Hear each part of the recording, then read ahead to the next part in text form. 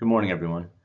I want to get ahead of what you've all been hearing on the news this weekend, I'm sure, regarding the US and Israel launching strikes on Iran and that Iran's Supreme Leader Khamenei was killed in those strikes.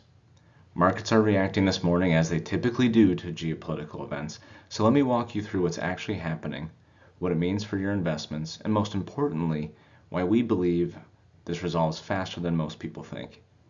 Here's the short version. The US and Israel carried out coordinated airstrikes on Iran, targeting military infrastructure and leadership. Iran's supreme leader was killed. Iran has responded with missile launches toward Israel, and Hezbollah has also now gotten involved from Lebanon. Now, the headlines make this sound like the start of World War III, but there are a few things the headlines aren't telling you that actually paint a very different picture, and it has to do with missiles, minerals, and math. So let's go ahead and jump right into it.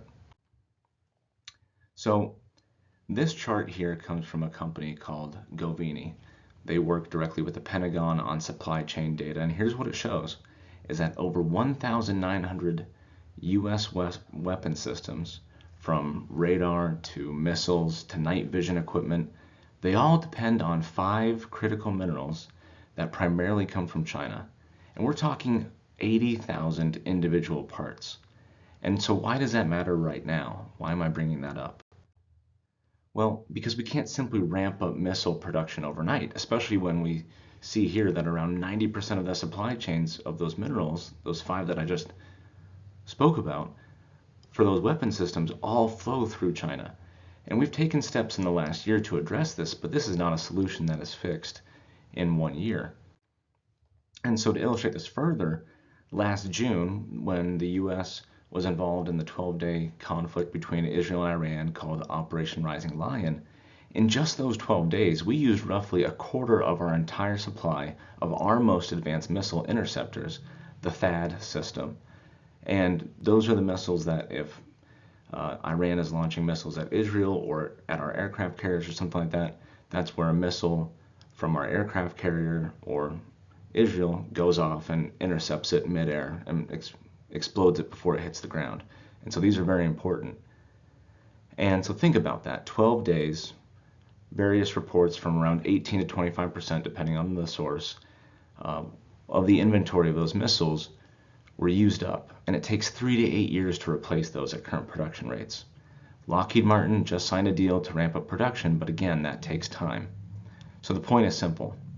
Everyone involved, from the United States to Israel and whatever leadership emerges in Iran, knows this math, that a prolonged conflict burns through resources that take years to rebuild. And that's a powerful incentive to find a resolution, and it's most likely why President Trump has already signaled that he's open to talks with Iran's leadership. So what does this mean for inflation? And the most likely place we would see inflation from this is at the gas pump. And so I thought this quote from Patrick DeHaan would be helpful here.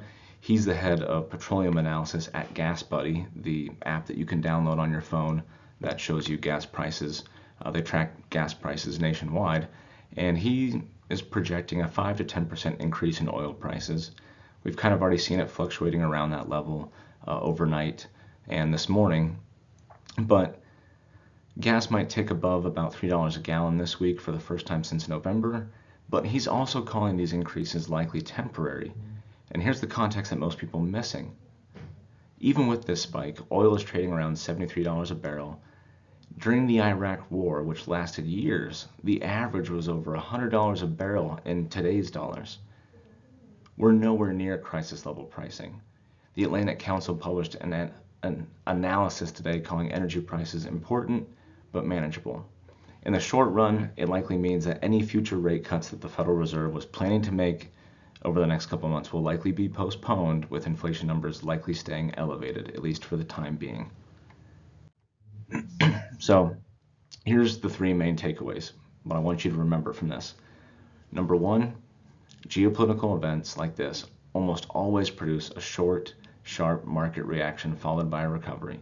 We saw it during 9/11, we saw it in the Gulf War, 2006 Lebanon conflict, the June 2025 Iran skirmish, and many others. Markets sell off on uncertainty, then recover once the situation becomes a known quantity. Number two, the supply chain constraints on both sides between missile inventory, minerals, other dependencies, production timelines create strong incentives for this to resolve quicker than the headline suggests. So put all the worry about World War III just kind of on the back burner. We might get World War III one day, we might not, who knows? But right now, the parties involved really don't have a path forward with that unless things continue to really escalate further, which at this time they aren't. Number three, and perhaps the most important, is your plan, your financial plan is built exactly for these moments. We don't make changes to your investments based on weekend headlines. Your income sources, the buckets that we have staged out for your withdrawals and everything else that you need, your investment mix, all of that's been planned out ahead of time so that when these things do come up over a weekend and there's nothing we can do on a weekend, that we don't need to make any adjustments and rush in there. If things change, of course, we will make adjustments to those things as we do when it warrants it. But when it's headlines and there's a lot of worry out there around this with the news cycle, just remember, we've already planned for this. We've designed everything with you in mind, with your personal risk tolerance, so that you're not forced to sell at the wrong time. And so if you have questions about this, or about your accounts, or your financial plan, or you just want to talk through all of this, all of us here at Fross and Fross Wealth Management are here. Don't hesitate to reach out. Talk soon.